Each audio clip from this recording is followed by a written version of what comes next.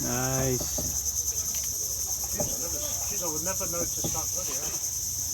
Ayan o. So, okay po ma'am, sir. Good morning po.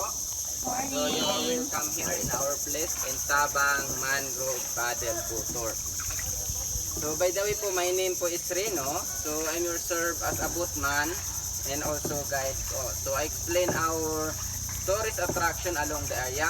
So, about the mangrove trees. So, all trees you can see along the area of both side of the river. So, all of that are mangrove tree po. So, mangrove tree are not ordinary trees because you know that mangrove tree are hardwood tree also. So, that's why we are here po, our group. We are trying to helping our government to protect and sustain our nature. Usually, our mangrove po along the area. Because according to the study po, mangrove forest in the country, they are disappearing already. Because po, some people, they are trying to cut the mangrove tree to earn money. Because mangrove trunks are very useful. So our tour po, we have 40 up to 45 minutes po. Then 1.2 kilometers. Then after 1.2 po, we need to turning back because our river are shallow and narrow already. What do they use the wood for the tree? The mangrove tree, they are used for making furniture. What, these here? Yeah. But they're too small. Later sir, before some our mangrove in the area, some other provinces po, they have big trees also.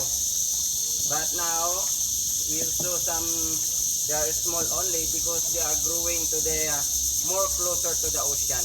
Oh. Because you know mangrove tree, if they are growing to the more closer to the ocean, so the mangrove tree, they are not growing bigger and higher.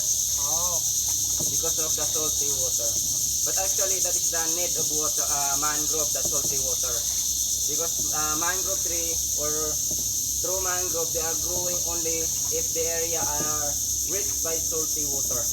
Oh. So that's why, according to the study, the mangrove only, they are survive the mixture of salty water. So is it a hardwood? Yes, hardwood. Yeah. Oh.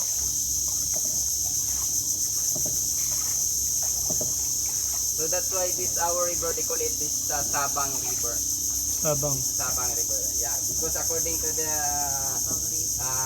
indigenous people or the first people they're living along the area before, they call it Sabang because you know this river are brackish or they are combination of salty Salt water water. and fresh water. Fresh water.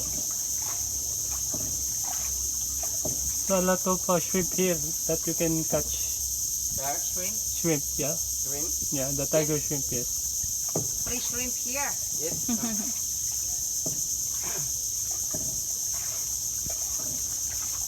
So mangrove area also serve as a home of different wildlife. So that's why sometimes you have some useful snakes. Sometimes you have monitor lizards, monkeys, and also different birds. But I'm not promise you can see all of them because you know our area is very wide. Because sometimes they are into the jungle forest.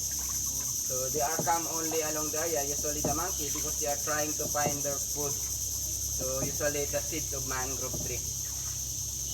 Beware to the monkey. Monkey. Beware to your brother. I'm warning you, okay? Don't smile to your brother later. Otherwise, you know what?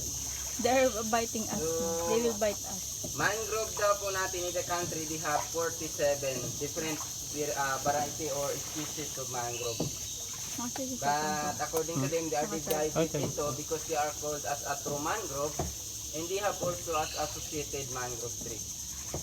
So associated mangrove tree, they are growing to the upland area.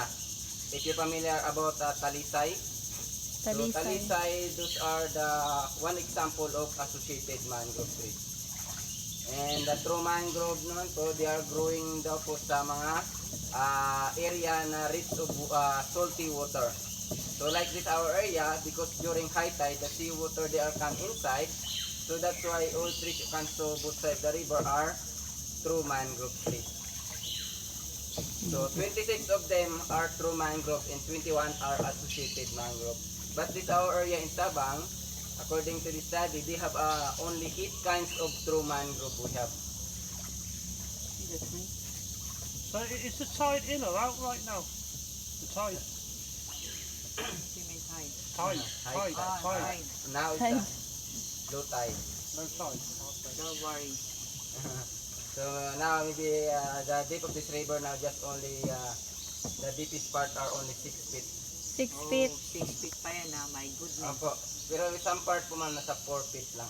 Ah, So dyan po sa ating left side po, in the mud po, you can see some tiny crabs, the red color, but very small. ayun. Ah, Some- yes. Small yes. crab. Sometimes po may mga, they are different like color Yeah. Baby blue, crabs. orange, but now just only red color.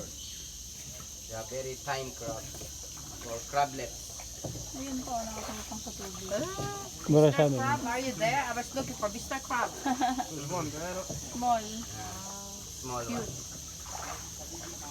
So, sa 8 kinds of mangrove we have po in our area, in Sabang, so you saw only 4 kinds of mangrove we have.